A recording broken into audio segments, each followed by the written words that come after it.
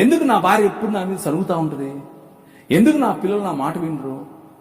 ఎందుకు నా ఆర్థిక ఇబ్బంది నాకే ఎందుకు? ఉందా ఈ ప్రశ్న మీలో? నేను ఆ ప్రశ్న గుండానే వెళ్ళా.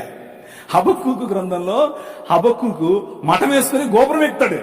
గోపురం ఎక్కి కూర్చుంటాడు. నువ్వు నాకు చెప్పాల్సిందే, నేను వదలను. ఎందుకని? ఈ అవినీతి పరులు వచ్చి మాకు తీర్పు తీర్చడం ఏంటి? మేము నీ పిలవం కదా అంటూ మఠం వేసుకుని కూర్చుంటాడు. ప్రభు అంటున్నాడు, అన్యాయము చేసే వారి యొక్క తలల పైన ఈటలు దించడానికి నేను బయలుదేరాను. చూస్తూ ఉండు, సంవత్సరములు గడిచిపోతూ ఉంటాయి, కానీ నా కార్యము నూతన పరుస్తూ ఉంటుంది.